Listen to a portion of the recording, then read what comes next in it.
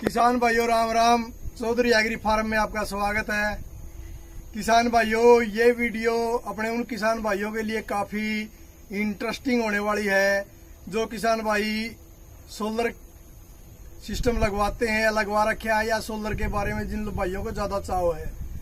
तो आज ले आया हूँ आपके लिए एक 10 किलोवाट का सोलर से चलने वाला इन्वर्टर, और देखते रहिए ये क्या क्या आपको खासियत मिलेगी इसमें। और किसान भाइयों से रिक्वेस्ट है कि अपने चैनल को ज़्यादा से ज़्यादा शेयर करें, सब्सक्राइब करें और लाइक करें, जिससे कि दूसरे किसान भाई भी अपने इस इन्वर्टर का फ़ायदा उठा सकें। तो किसान भाइयों, चलो मैं आपको इस इन्वर्टर की खासियत बताता हूँ। तो किसान भाइयों, बात करें अपने इस इन्वर्टर की विशेषता की, तो इसकी पहली विशेषता ये है कि आपके ये जितनी भी पैनल की सीरीज है, मान लिया आपके 10 किलोवाट के पैनल लगे हैं, तो उसमें यदि आपके पैनल लगे हैं 28, तो आपके 14 पैनल की 2 सीरीज उठा लेगा। मतलब जो भी आपकी सीरीज इन्वर्टर में गई है, आपकी VFD में गई है, जो कि आपकी सरकारी लगी है, वैसी की वैसी सीरीज को उठाएगा ये। यदि आपके पास 30 पैनल हैं तो आपकी 15 पैनल की 2 सीरीज उठा लेगा, यानी आपके पूरे पैनल को उठाएगा।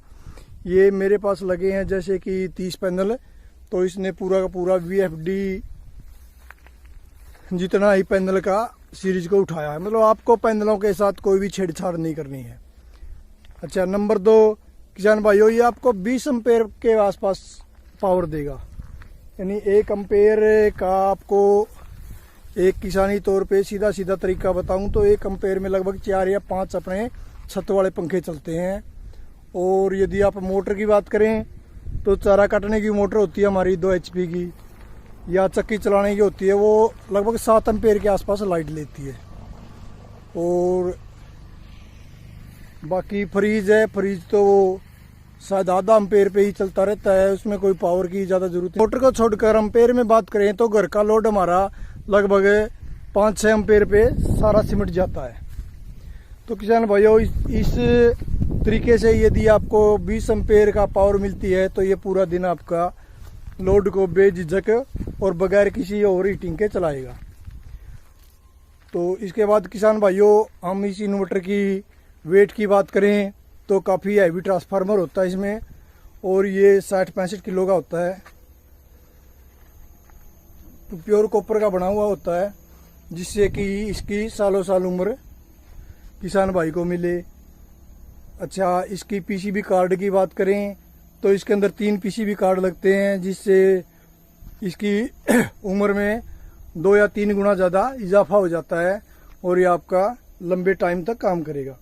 फिर यदि इसके फंक्शनों की बात करें तो यदि आपका लोड ज़्यादा हो जाता किसी कारण से तो ये ओवर कट कर देगा, यानी कहीं आपका शॉर्ट सर्किट हो गया तो सिस्टम को बंद कर देगा। ये नहीं है कि आपका ये सिस्टम खराब होगा। तो किसान भाइयों, उसके बाद ये है कि आप बाई चांस इसको गलत तार लगा देते हैं तो ये ओवर वोल्टेज का कट कर देगा, यानी इसमें आप गलत तार लगा ही नहीं सकते। गलत तार लगाओगे तो ये बंद हो जाएगा।